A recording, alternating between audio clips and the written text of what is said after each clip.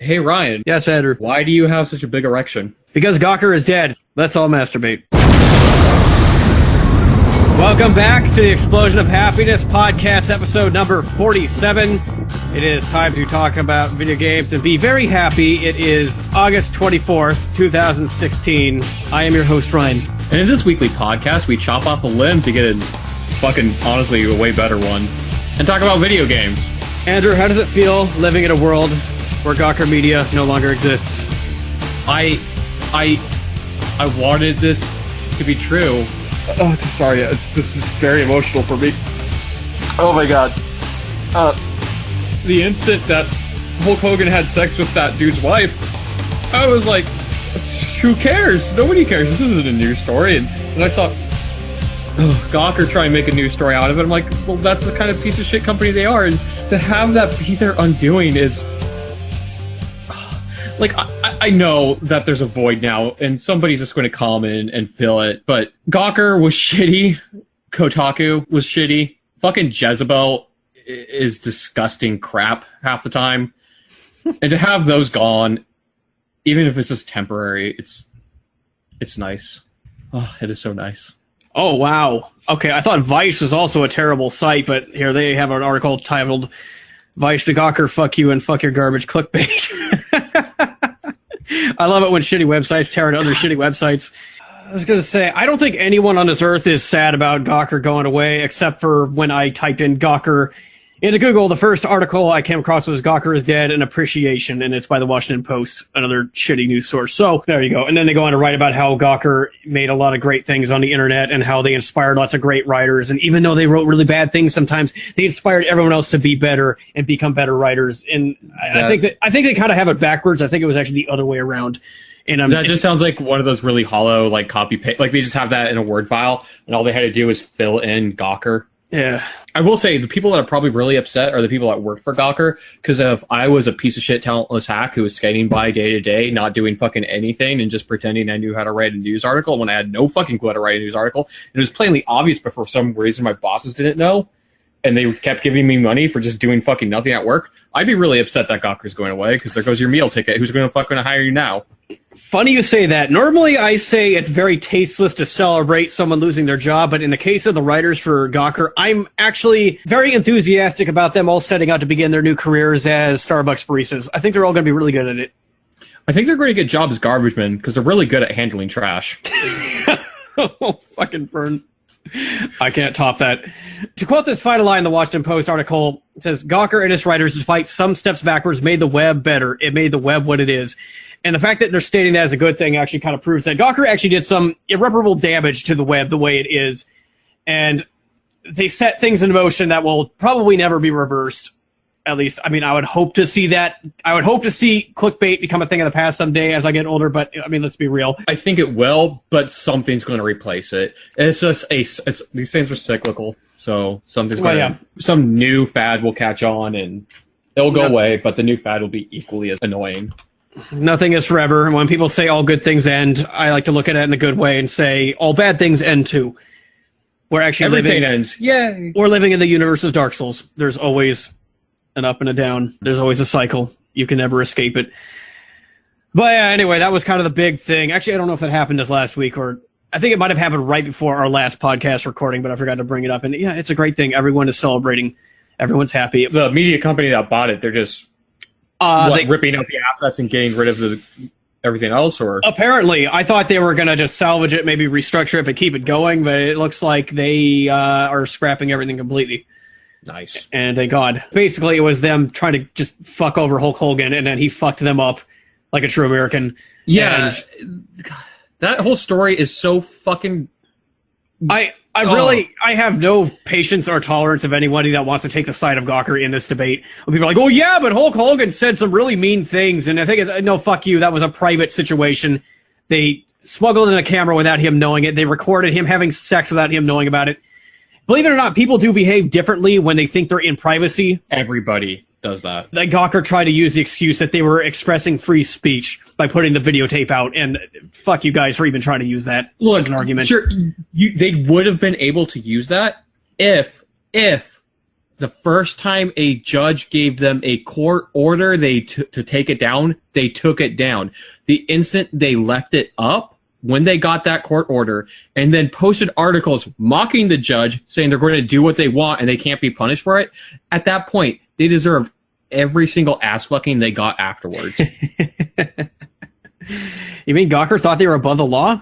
Yeah, they acted like crazy. The hypocrisy about it, too, is because one of their sites, Jezebel, when the fappening happened, posted about how fucking terribly sexist it was and how demeaning to women and objectify women and it's all wrong and it's terrible, blah, blah, blah. And then they turn around and they solely do it to Hulk Hogan. And it's okay because it's a man. Actually, the reality is it was okay because they were making money off of this one and they weren't making money off the fappening.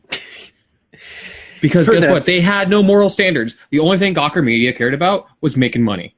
And that's why they had fucking something there to represent all sides. Because they don't care what your opinion is. They just want you to click on their links and look at their ads so they get money. I just want to take in this moment because we're never going to have an opportunity to talk about Gawker again unless they just kind of, respawn in something horrible. But well, they will. I mean, it won't obviously won't be called Gawker, and it'll take a while for the new it thing to come up, I'm sure. But there's going to be a new Gawker. There's going to be a new Kotaku. There's going to be a new Jezebel. There's going to be a new whatever fucking other what. Then they have like a tech site that was really shitty too. All that stuff is going to come back. So, do you know they tried starting a new blog called The Cuck right before getting shut down? What? It was supposed to be a blog for men called The Cuck. That's really weird that they tried to open a blog called The Cuck for news stories for beta males because they already have that. It's reddit.com. I'll applaud you for making that. Swish, nothing but net. Oh man, I'm on a fucking roll today. Yeah, you are. I'm just sitting back with a beer and just taking in all the happiness, all of it I can get. Yeah. I do want to say regarding going back to the whole Gawker thing, the whole legacy, the story, it's like an episode of like Law and Order with how fucking scripted it feels. Because it's like at some point you think somebody would have realized, hey, Gawker, you need to stop being so fucking dumb. But they didn't. It was like set up. It was like a fucking storybook thing. God, I love it. They have video clips of the trial up on YouTube. And there's a few, like, from Hulk Hogan, like, getting the right to dress up as Hulk Hogan. Because that's a legitimate thing. I can't remember his real name, but that wasn't that wasn't the suit. That wasn't the plaintiff. The plaintiff was literally Hulk Hogan, because it was Hulk Hogan's career, that character, that pretty much got killed off by them. So he was allowed to dress up as Hulk Hogan in a nice formal look and go to the fucking trial in character, which is amazing. That is awesome. The fucking pieces of shit, frat-looking boys that were like editors at Gawker, and just them getting destroyed on the stand. It was... I very much enjoyed watching them go down squealing, pretending to be victims. The bad people won today, ladies and gentlemen. It's like I said, I don't know anyone who I actually count as a human being that cared about Gawker going down, as in, like, felt sorry for them. The only people I know of are, like, other editors to other sites similar to Gawker or influenced by Gawker or somehow networked with them. They're the only ones who give a shit. There is no one with an actual soul who is sad about Gawker going away. Yeah, because the other soulless people are like, oh, you guys made so much money. That really inspired me to be a soulless husk of a human being and live off the misery of others and make money. Delicious money. Hulk Hogan for president, that's all. So, did you play anything this last week? Well, because it's our 47th episode, I felt obligated to play Hitman, so I played some Hitman, and I realized why I haven't been playing so much Hitman lately. It's because the game keeps fucking crashing. Oh. Like, it crashes like 5 times on me every time I try to play it, and that's why I kind of put it down. It's still a fucking awesome game, I think. I still only have the first episode that they released because there's so much content within it that I don't feel obligated to pay for any more episodes. I might just wait for the full game to come out and just buy that. Granted, my PC is about 5 years old at this point. It is not exactly perfectly optimized, and it likes to crash on certain types of hardware, and that's kind of a bummer. Yeah, I tried to dive into that in order to prepare myself for the new Deus Ex, both of which are kind of very sandboxy approach however you want games. In the same vein, both by Square Enix. I feel like I can't really make any hard claims about the game until I play the rest of the content that they're putting out, but I think the game is getting ragged on a little too hard by most people. Everyone is treating the new Hitman like it's dog shit. I would not be surprised if, after finishing all the levels that they come out with, that it's, even though it's a true Hitman game, it might be not as good as Blood Money and even Contracts and 2 before it. but it's still a really fucking good game, and it's kind of sad watching it getting shit all over, especially considering Hitman Absolution has such high reviews on Steam and everywhere else. And this new game that came out with is so much better than Absolution. Even just with the first like $10 worth of content, it is so much better than that entire game. It is kind of sad watching them just take a dick because of all the practices around it. Well, it's funny you bring up Hitman, because I bought Blood Money on your suggestion. I haven't played it yet, but I do have it downloaded on my PC, and I plan to go into it after I beat Deus Ex, because I assume that, like, I really, honestly, 100% do not even remotely know what Hitman's about, other than that you're a hitman, and it's an open sandboxy game. But I think it's a little bit more lighthearted than Deus Ex with its super heavy Illuminati plot and all that shit. Because I've seen some goofy shit of that on the internet. Hitman has always had a lot of dark comedy in it. Yeah, which I appreciate. I think Blood Money probably was the most comedic. Contracts was super fucking dark. Hitman 2, I don't know. The series, it's mostly very serious. It's played very straight, but then there's just moments of really funny shit that happens or that you can do, and the humor injected in it is just very tastefully done. Nice. Yeah, the only other thing I played this week, besides the obvious, is I put in a couple more hours for No Man's Sky. I think I'm up to like 7 or 8 hours. I think I'm good on that game until it gets some updates. I might, when they have updates come out, I might look at it some more. But yeah, for right now, it's just like procedural generation means jack shit if the thing that's getting generated each time is exactly the same thing that got generated last time.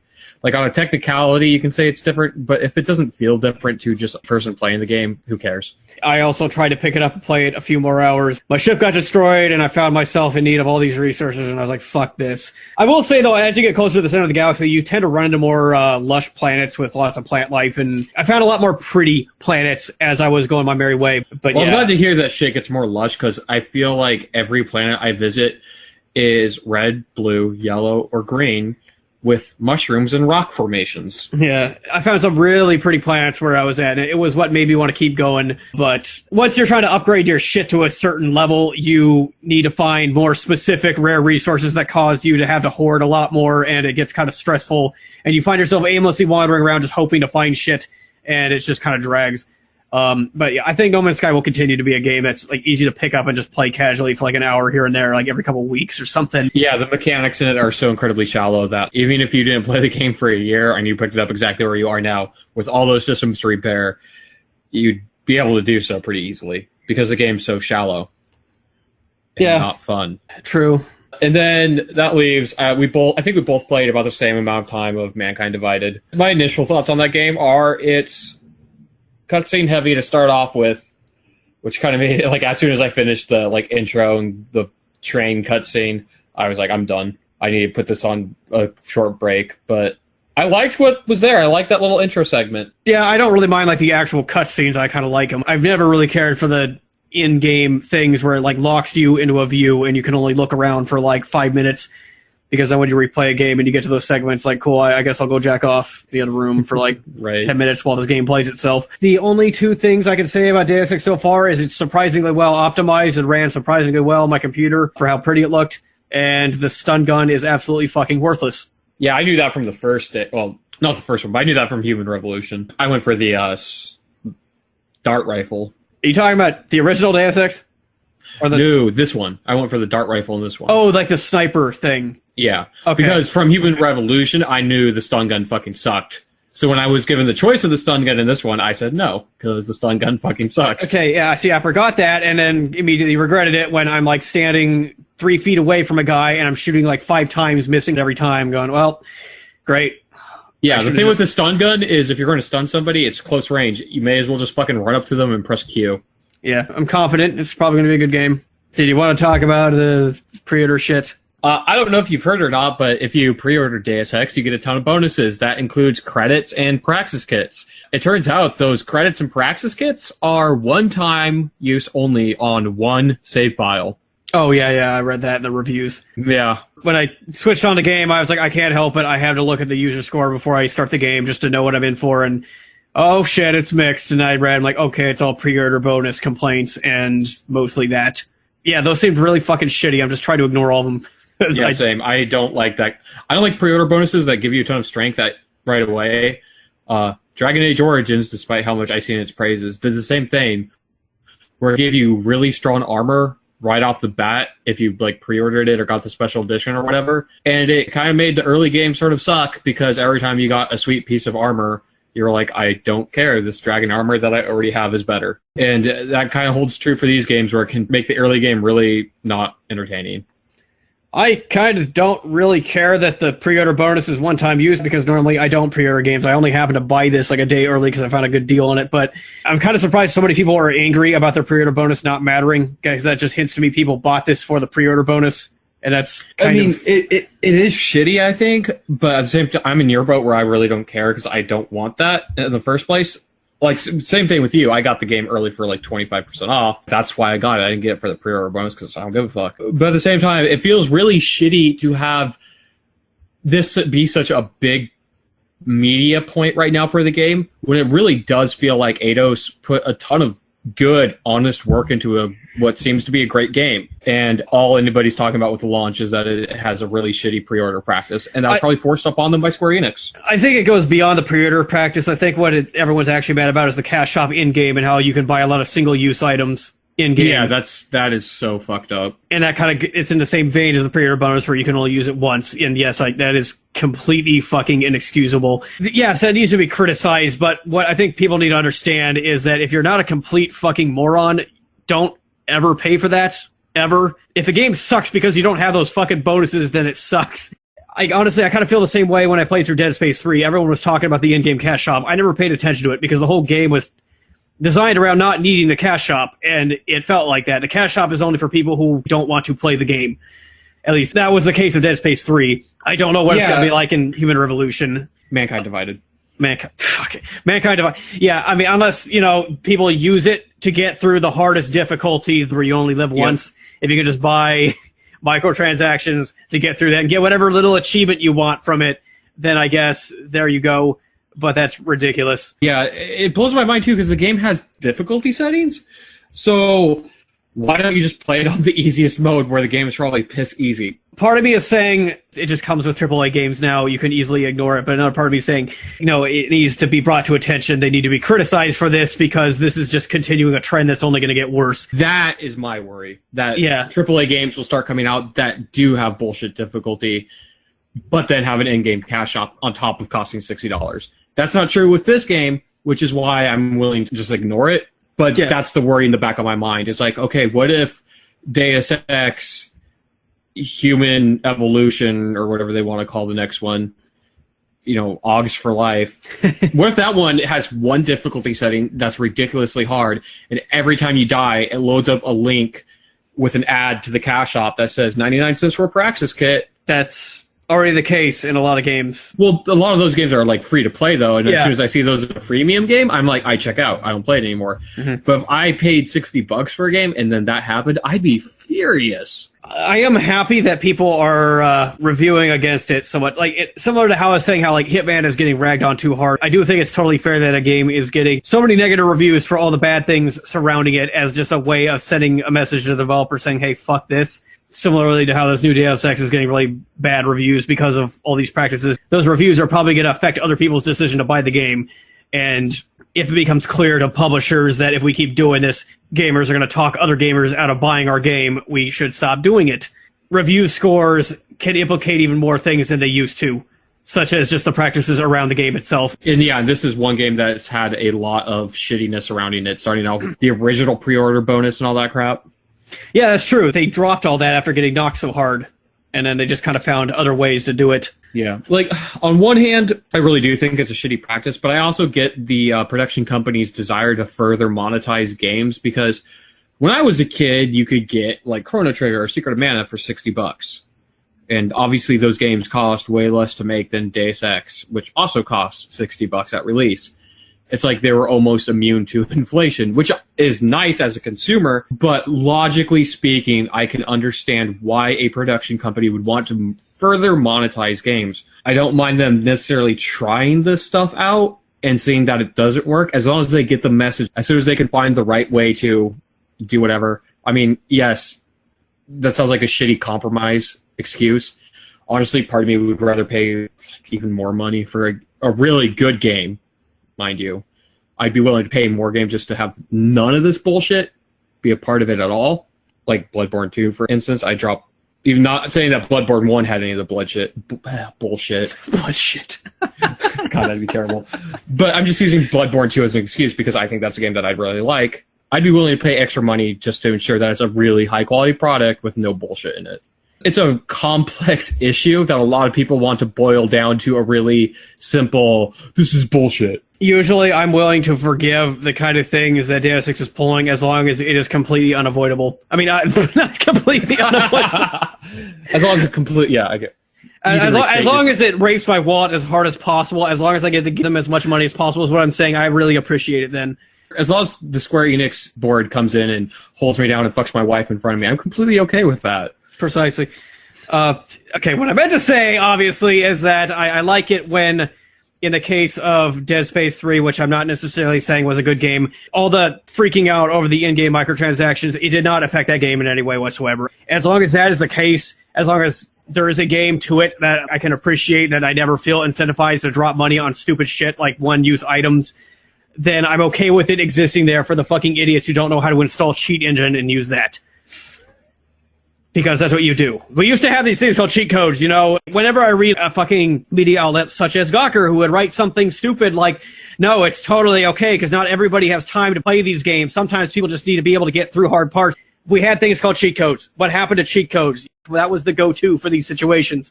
They can still exist. Yeah, why don't they still exist? Yeah, when you got to the last level of Brood War and realized how fucking bullshit it was, you would just put in power overwhelming. Correct. So you could see the fucking end cutscene. That's the problem is a lot of this stuff that they want to monetize, it means taking away from the game. Monetizing alternate costumes means taking alternate costumes away from the game. And mod support. Right, and mod support is a big one too. Like, I remember mod support used to be huge. Like, a ton of games used to have it. Now it feels like only Bethesda games have it. And they only have it because if they took it out, they knew that people would probably kill them. Yeah. Games like Quake 3 Arena, all the hype around those games was the modding. That's what kept those games alive. And now it's unheard of. I see developers are still trying to bait people in by saying, no, we do allow modding. Or like in the case of the new Doom, we have this thing called Snap Map, where you can still make your own content, but only based around the boundaries we give you. And that way you don't accidentally steal money for shit that we want to monetize in the future. Correct. Like if we want to make a DLC map campaign, well, we don't want competition. That's free. Most bigger publishers only allow modding when it's in their favor in terms of when they're using it as a marketing gimmick. Right. Like, for instance, the new Unreal, the whole draw of that game is the game is free. All you have to pay for is the assets to make more content for it. But other than that, the game is free. So in a way, they monetize the modding for the game, but they made the game free, which is really smart. I actually love that. But video games have changed. Yeah. Closing on my thoughts on Deus Ex is I still anticipate it'll be a good game. The small taste I have of it is showing promise. I'm just going to continue to try to ignore all that bullshit. And once I am done with the game and have my hopefully happy thoughts about it, then I'll read more about all the scummy shit surrounding it. That's the thing with this kind of stuff is I have to make it a point to try not to read news around a game while I'm playing it because I don't want news like this to sour my idea of a game. Square Enix is the publishing company, and it's pretty obvious they have no idea how to make money because there's no sequel to Chrono Trigger. You fucking pieces of shit. It also seems like Square Enix is constantly fumbling with their random monetization practices. Yeah. Everyone hates Square Enix, but I honestly got to say, out of all the big publishers out there, Square Enix is one of the better ones. That is, I don't really have any ill will towards them. They do pre-order DLC and DLC packs and season passes and all that shit like everyone else does, but besides all that, Square Enix still tends to put out good games. When they're not making Hitman Absolution, they're making good games. I haven't played the new Tomb Raiders, but you know, it sounds like that new one that they came out with was actually legitimately good, if not for the fucking in-game cash shop. They're putting the worst types of monetization in their single-player games. Thus far, it seems like it's completely avoidable if you want it to be. So I'll put them above EA and Ubisoft and WB and all these other publishers doing far worse things, such as putting out completely unplayable ports on PC. Right, yeah. Like, that shit is, like, inexcusable to me. Just fucking... If you're going to port it, make sure it works. That's way worse. Make sure there's a playable game there, first and foremost. It's sad that that is now a thing that makes it worth championing a fucking publisher like Square Enix, but they did that. I turned on Deus Ex and it fucking worked on my computer and didn't crash. Unlike Hitman, which was also Square Enix, but, you know, good on Deus Ex so far. All right. I'm good. Are you good? I'm good. Okay. I guess I'll throw out a news story. Facebook is teaming up with Unity to create a desktop gaming platform. Basically, they're making their own Steam service sort of thing, and I assume it's going to be fucking Farmville and all that kind of bullshit. What they said is basically if they're trying to reach out to people who play games on mobile platforms. So they're basically making a mobile game store for the desktop PC, and they're trying to monetize off of that. And to them, go ahead, Godspeed. I don't give a fuck. I don't think anyone who isn't a middle-aged soccer mom gives a fuck. I have to wonder if like that means if you're playing something on the Facebook DRM app, do they get a cut? Like Steam gets a cut from every microtransaction? Because that might be the reason why they want to do this. Probably. I don't know what kind of pressure this could possibly put on Origin, Steam, or Good Old Games. At least it's there, I guess. Hopefully it doesn't influence those services to start putting shitty games on theirs. Because, I mean, on the bright side of looking at it, maybe all the shitty developers who put garbage on like Steam Greenlight will just go to Facebook and put it on their service because it'll like make more money there and be more acceptable. I don't know. Maybe, you know, how we've always been talking about how Steam needs like a filter for all their crappy indie games. Oh my god, yes. Yeah, maybe they'll be like, you know what, we can put this on Steam and get shit on, or we can put it on Facebook's thing and be praised. So we'll do that instead. Fucking, I love you, Facebook. Please do that. We need you. You're our hero. Right, you're our Dark Knight. I mean, not really. I fucking hate you, but if this makes other platforms better, then by all means, go for it. Another story. Images of the new PS4 Slim leaked. Honestly, it just looks like a fucking PS4, except instead of sharp, pointy edges, it's like rounded. It's 2/3 the size of the PS4. The news that did matter to me alongside this was two things. One, PlayStation Now is coming to PC.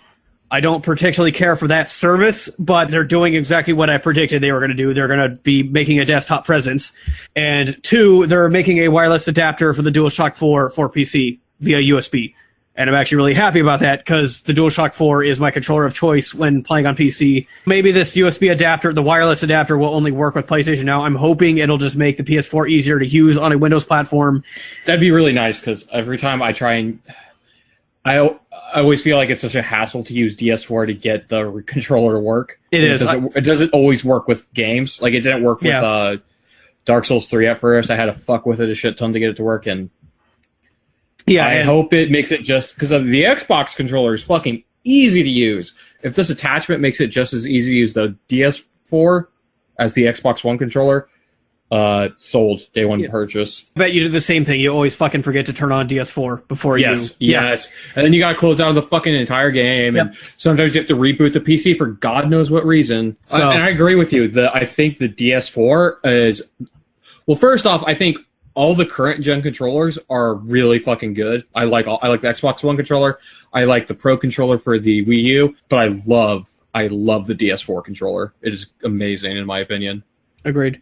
So, you want to talk about the lawsuit thing with John Carmack? Yeah, right. So ZeniMax is in a drawn-out lawsuit with Oculus Rift, Facebook, and ZeniMax has filed an amended complaint against VR and specifically mentioned John Carmack of Doom by name. And in my opinion, this is pretty fucking heavy, what they're alleging, which is... Instead of complying with his contract during his last days at ZeniMax, he copied thousands of documents from a computer at ZeniMax to a USB storage device. He never returned those files or all copies of them after his employment with ZeniMax was terminated. In addition, after Carmack's employment with ZeniMax was terminated, he returned to ZeniMax's premises to take a customized tool for developing VR technology belonging to ZeniMax that itself is part of ZeniMax's VR technology. That just sounds like straight up fucking theft. Yeah, I think this has actually been going on for a long time. It has been. I think he was like alleged... a year and a half now, I think. But yeah, these things have been alleged, but I don't think there's been like a full-blown court case about it yet. But yeah, there's been a lot of legal shit going on at Oculus for a long time. Thank God I'm not too interested in the Oculus Rift. Yeah. I do like John Carmack, though. I think he's pretty cool. Well, if what they're alleging is true... I wouldn't care that John Carmack is getting fucked over because despite him being pretty cool, he'd be fucking over himself because he's the one that did it. I think he did respond to it and claim he did not do this. ZeniMax is a pretty shitty company, and it would not surprise me at all that they were trying to basically entrap him or fuck him over. I would like to hope that's the case, but the Oculus Rift was John Carmack's baby, even though he got funding through ZeniMax to build it, and it's technically their property, and legally it's theirs. This just sounds kind of like a lot of personal drama possibly blowing up into a fucking court case. They do have a legal standing of, getting what's theirs. And also, it could just be ZeniMax wants to make this as big and threatening as possible for an easy payout. Who knows? But hopefully things work out for the best. I'd hate to see him go to jail because he's nice and all, but at the same time, if he did it, he kind of fucked himself over there. Yeah, I mean, I hope whoever was right in this case gets declared the winner. I'm hoping John Carmack isn't as much of a douche, is what I'm saying. Right. I'd like to think he did not pull a Gawker and do something that he knew was completely illegal. All this fucking contract law is convoluted and shitty, but yeah, I agree with you that, considering Oculus just went straight to Facebook, though, maybe they're just really bad at picking business partners. That could be it. That's the end. The end. Another Metroid 2 remake, the thing that got shut down by Nintendo. Yep. The guy who was making it, he recently released an update on his forums. So basically the game was up for download again. I don't think he had permission to do this, but I kind of admire his row fight the power sort of mentality to this. I can't remember what you said about, but something you said on this podcast that I strongly agree with. If a target audience wants something bad enough and it's not being made, somebody's going to make it. So fuck you, Nintendo, for not doing this yourselves. And I've looked more into this remake, and it's really well done. So, yes, row, fight the power. I don't think this guy's making money off of it. I just don't care. He's making something awesome, and I want to see it. So fuck everybody who wants it to get shut down. Go fuck yourselves. There's technicality. There's an argument that he may not be making money, but he's costing Nintendo money. Yeah. My argument to that is fuck Nintendo. They're screwing over Metroid fans, and sure, legally they might be in the right, and they have a right to defend their... Yeah, but they're not using their IP, and they can go fucking screw themselves until they make me a real goddamn Metroid game. Me, Andrew, specifically. I want them to make a game just for me. Just me. Screw everybody else. Let the guy do. And what could this encourage? What could this encourage? It could encourage more people to make better fucking Metroid games than Nintendo can apparently make. You mean people will make more cool things even if it's illegal? I don't really fucking care. If it's cool, I want it. I don't. Jesus. If Nintendo wants to make money off of it, make it themselves. I don't want to encourage him to destroy his fucking life, but the fact he's doing it, good for everyone who wants to see it. And plus, isn't there ground for Nintendo to look at this and be like, hey, we really like this, we want to buy it from you, and then fix it up themselves, or maybe hire him as an employee, make a contract deal with him where he gets so much money out of every fucking sale because he pretty much single-handedly developed it, and then just sell it themselves on the fucking market. I really think Nintendo as an entire company would benefit if all these fan projects that are shutting down, they just backed, and then basically make the message say, hey, if you can make really good things with our IPs, we'll back you. And if you do shitty with them, then we'll shut you down. But if you make good ones, we'll make you official. We'll make our fans happy. We'll make you happy. We'll make ourselves happy. We'll make everyone happy. Yeah, I'm sure in that regard, there might be a law somewhere that makes that so they can't do that. But I'm just saying, ideally, it's Nintendo doesn't even know what their fans want anymore. They kind of know what their fans want, but then they fuck it all up by making it a goddamn first-person shooter instead of releasing a fucking sequel to a series that's beloved or giving a sequel to a franchise with really shitty controls. But nope, they'll just fucking sit around and jerk off their dicks and come out a new Mario game every fucking year. Fuck that shit. But your original, make something good and actually talented and not screw it up. Nope, we're Nintendo. We can't do that. Fuck you guys. I hate you. I don't think Federation Force is being received too well. Yeah, because it's a piece of shit. I'm sorry. Wow, I have no idea where this is coming from. Every time we talk about Metroid, you get angry. That is true. Understandably. Come on, guys. You can do more than 5 2D games. Please, just how much of these games? But Andrew, they can't think of any ways to innovate on it. Nintendo's all about innovation. They can't just make good games anymore because nobody likes those. 10 years. It's been over 10 fucking years. Go fuck yourselves. We're going to release Super Metroid 2, except the catch is, here comes this controller. You have to strap it around your waist. It's basically a giant dildo, and you have to wave your hips around. Control Samus by waving your dick. Hula hooping. Yeah. Well, actually, what I heard is that it will come with a giant metal sphere, and every time you want to go into the ball form, you actually have to you yourself crawl into the sphere. Oh, sick. And then you get to roll around your living room in somersaults. And get really fucking sick and then vomit all over yourself while you destroy your carpet, your couch, your TV. Well, we're talking about Nintendo. Did you hear what the Nintendo NX is supposed to be now? Apparently, it's like this giant metal cage that you get in, and it has like 4 wheels on it, and this like these 2 pedals that you use to make it go, and like this giant wheel that you can turn to move it around. It doesn't even sound like a video game console anymore. No, I did not hear that, but I completely believe it.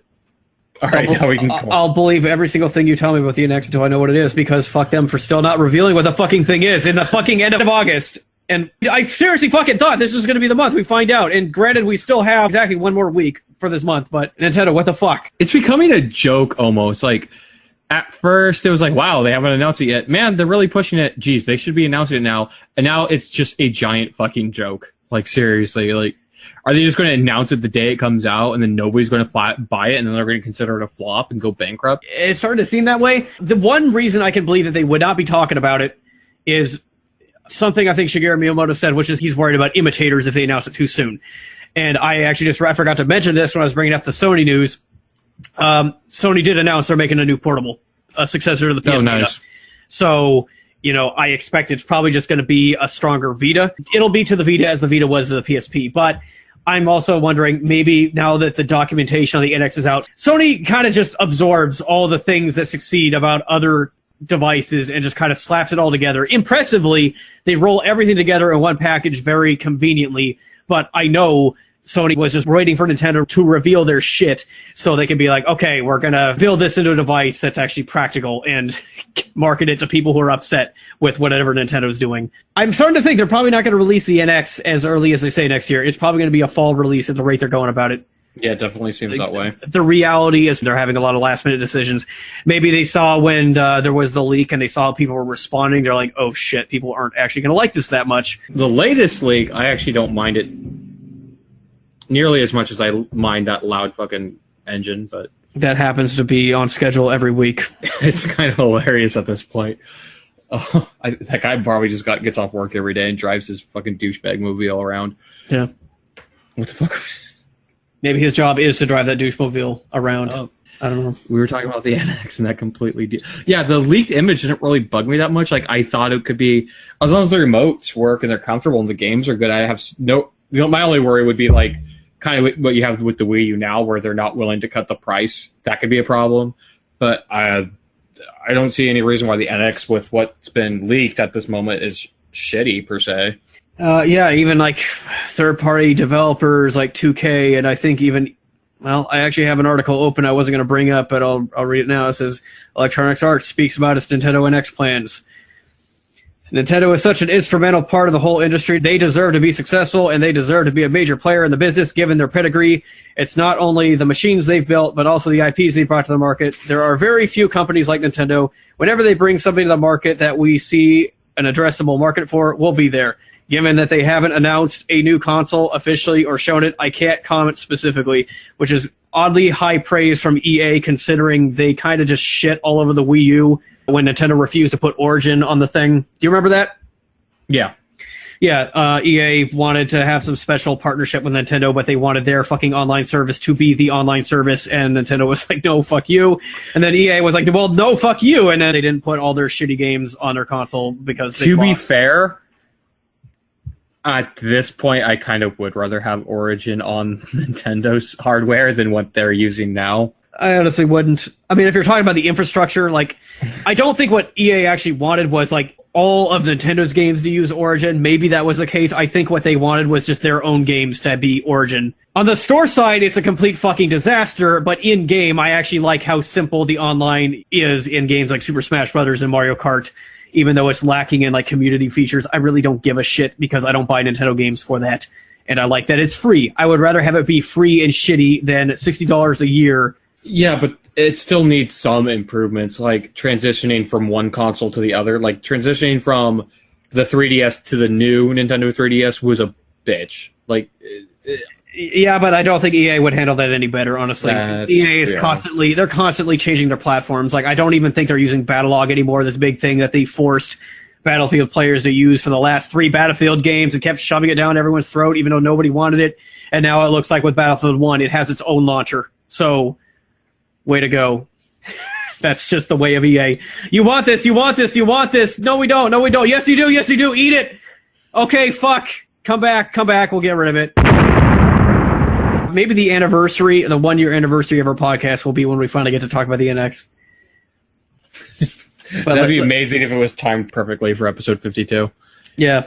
Let's be real here. It won't be. I honestly don't think it's going to come until probably next year at the rate they're going. No joke. I have no fucking idea. Okay, here's a game announcement that kind of piqued my interest. It's a survival sandbox game in the same vein as H1Z1. What? I know, crazy. It sounds like all those fucking games, DayZ, H1Z1, but both the developer and the publisher involved are ones I respect. The publisher is Devolver Digital, who also put out the Hotline Miami series, and they tend to put out lots of really high-quality, innovative indie games, sort of. I like them for that reason.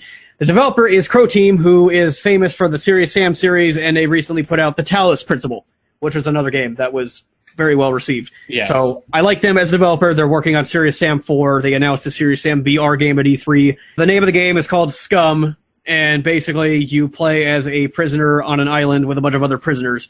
And they implied it's pure marketing and PR, but basically they're hyping it up, saying the systems in Scum are astounding, and we believe it'll raise the bar of what is expected in a modern survival game moving forward. Characters, environments, and even the player's knowledge base are all dynamic, and the changes in the game can greatly affect the hierarchy of the island. So basically what I'm getting from this is a developer and a publisher I like are making a survival sandbox game, and they're intending it to be really good. The survival sandbox zombie game is, I think, part of the reason why I've played those games or buy those games a lot is because it's a very appealing pitch to a game. And it sounds like every time I get, like, my imagination runs wild and I think this could be a good game, and then it's not. But there's definitely a good company with the right ideas could come along and make something really fucking good out of that kind of game. It just needs to happen. Yeah, I'm reading it's being built with Unreal 4. It feature complex character customization, interactive story, and a large amount of AI-controlled actors who are competing with you. Game utilizes a skill-based system that requires you to watch and work with it. So maybe this is actually more of a single-player thing. Probably have both. With any kind of game in this genre, I'm not going to fucking even think about putting money towards it until it's out, like actually out, and we know it's good, or it has something special about it. But I want to give this a chance because of the talent behind it. Devolver Digital and Crow Team, that's a good combination. You're playing as a prisoner on an island full of prisoners. This is a concept that has been done in movies. I don't think a game has really done this yet, at least not in this genre. So that's something potentially different. That's all I'm going to say. I wanted to say this because everyone else responded to this. Great, another one of these games. Who gives a shit? But it's like, no, these guys are actually good. So maybe they'll do good. For Crow Team, they've never made a game like this before, but that kind of makes me more excited for it. So there you go. Were there other news stories you wanted to have? Because I had a few more I could roll out. Dark Souls 3, Ashes of Arendelle was announced with a little cinematic trailer. Didn't show any gameplay, but I really liked Dark Souls 3, and I really, really fucking liked the Lost Hunters, or whatever it was called, from Bloodborne's DLC. That might be one of the best DLC packs I've ever played, period. So if they have that level of quality, or even half of that level of quality with this DLC, I'm super excited for it. I know you haven't really played Dark Souls 3 much, have you? You never really got into it. I never picked it back up. I mean, yeah, that is exactly how I put it. I never got into it. I didn't dislike it. I just didn't get sucked in like I did the other Souls games. Yeah, I'm sure there will come a day when you will pick it back up again and you'll allow yourself to be sucked in, but I'm excited for this DLC announcement. Enough time has passed since I beat Dark Souls 3 that I'd love to go back and play it for a little bit longer, so it looks cool. Not much to really to say other than it's announced. I'm excited and it looks cool. You're crossing over into the Bloodborne universe. Oh god, no! Wait, say it again, but slower. You cross over into the Bloodborne universe. Yes. Oh fuck. Okay. All right. You know, actually, I would also like it if it crossed over into the Demon Souls universe. Maybe the final DLC for Dark Souls 3 will be the Demon Souls universe, the Dark Souls universe, and the Bloodborne universe all convene together, and you fight, and you have to fight some mega boss that like combines Ornstein and Smog, and they like try to take control over the entire Souls universe. I still hope that's the thing. They weren't the boss in Dark Souls 3, the final boss, but I'd still like it if I want to see Smog make like one more final fuck you appearance in like the last DLC, and they just make him so impossibly hard that it just becomes something to marvel at. 2 more news stories that I had. I might even just delete this one from the recording because I really don't give a shit about it. I just think it's funny because it's got so many people angry. I didn't even know this was a thing, but apparently Counter-Strike Global Offensive professional teams have coaches, and Valve has restricted coaches to only be allowed to communicate with the team during halftime and breaks. And, before, after. But basically, coaches are no longer allowed to communicate with the team members while they're playing a game. To me, this just seems like fucking common sense, because shouldn't it just be between the fucking players? Yeah. I understand that now that esports is this big thing. I understand the point of a coach. I understand, like, a very experienced player teaching the rest of the team how to play.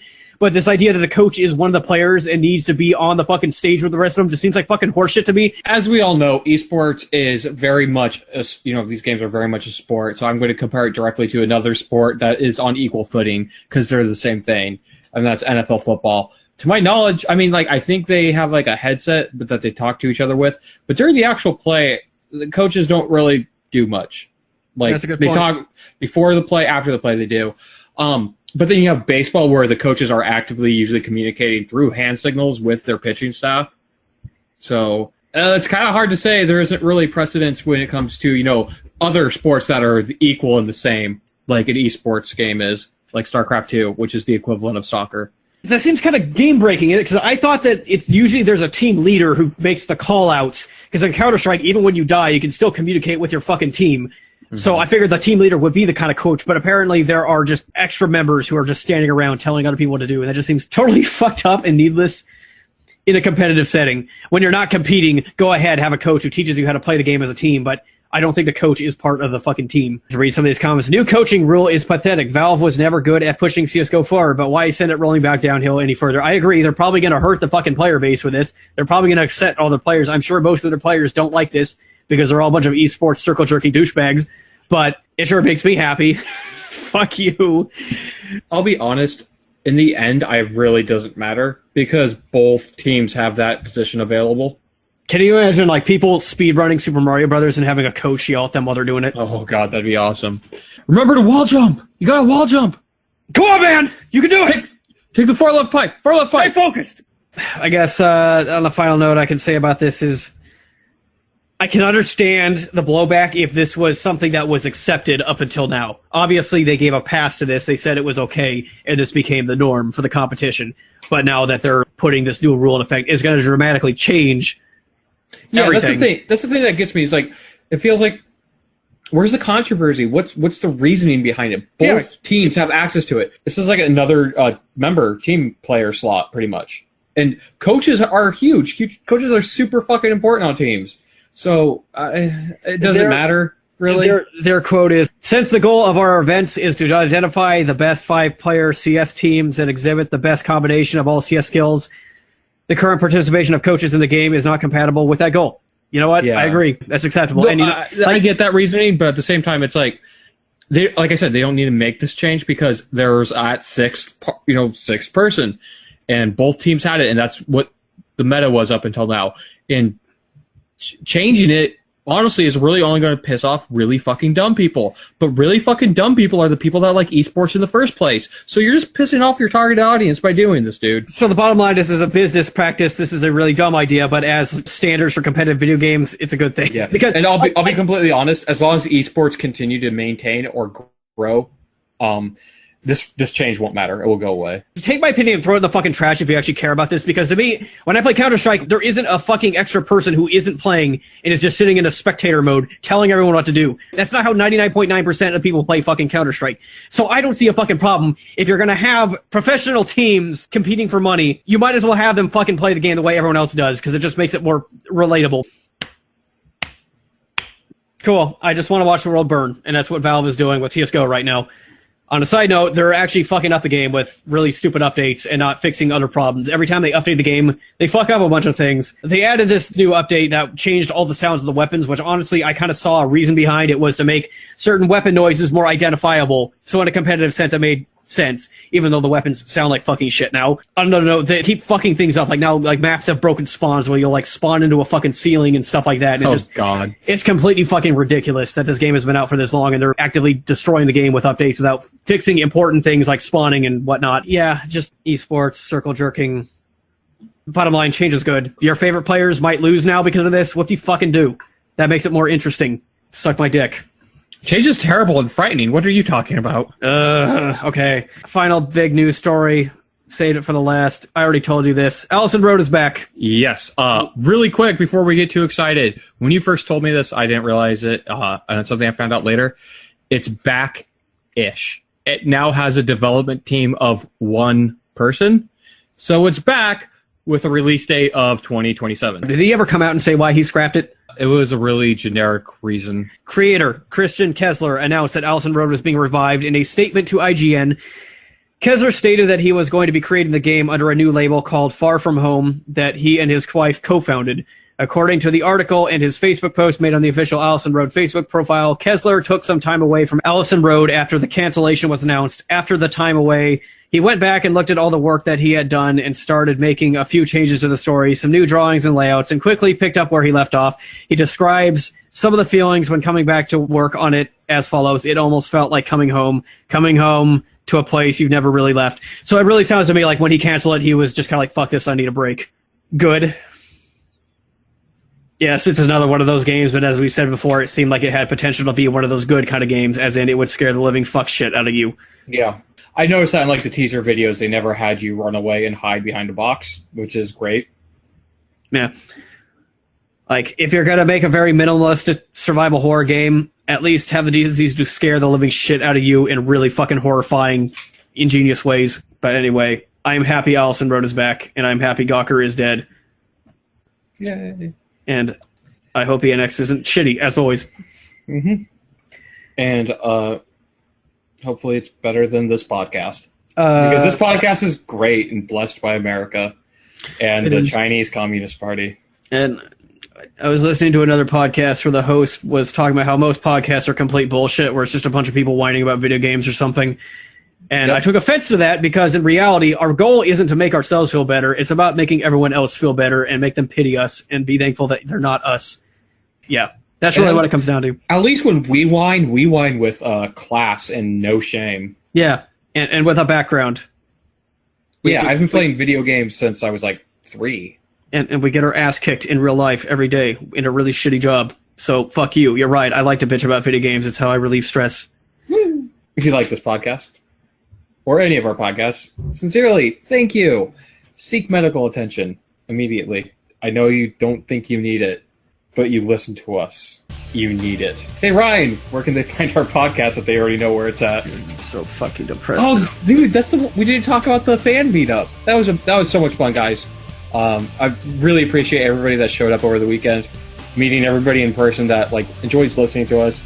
It's really great to put a face to that audience. I know we don't really have like the biggest audience or anything, but just to know that you guys get some enjoyment out of us, just basically me and Ryan bullshitting and having fun with each other, it really makes this all the more worthwhile.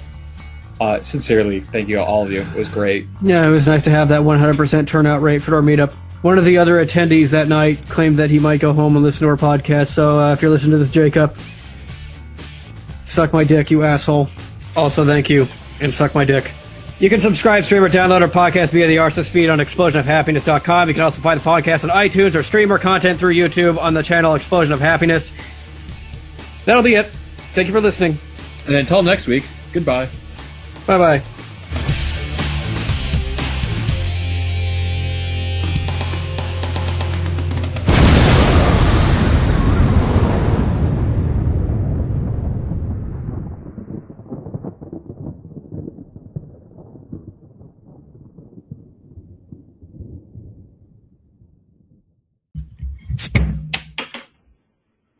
beer because you don't have to work the next 2 days, you fucking piece of shit. I hate you. The sound of an alcoholic beverage being opened and about to be consumed. No, that's not bad.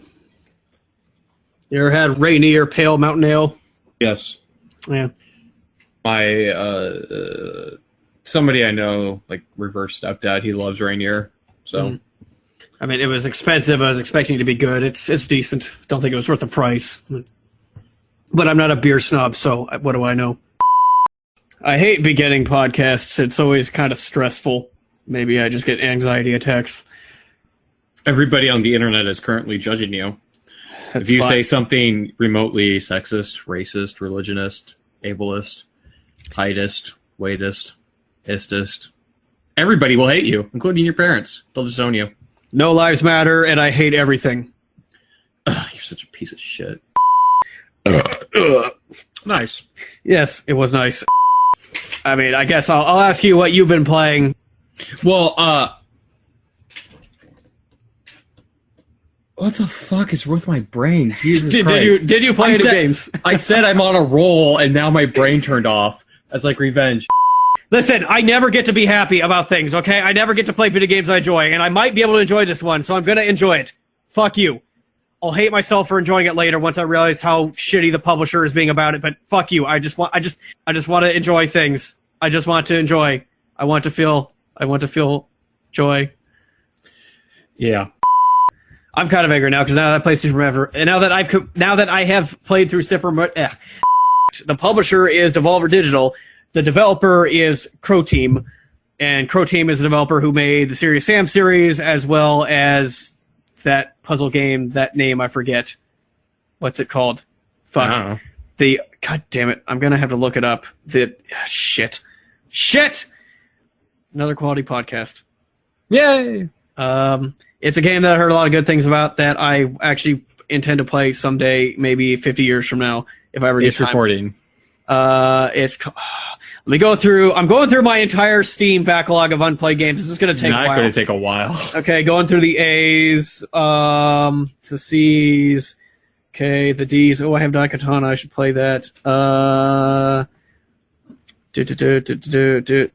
I's. I think it started. No. Okay. Maybe I should just go to my receipts because I think it was something I bought recently, like last sale. You know what? I'm just gonna fucking search the developer because I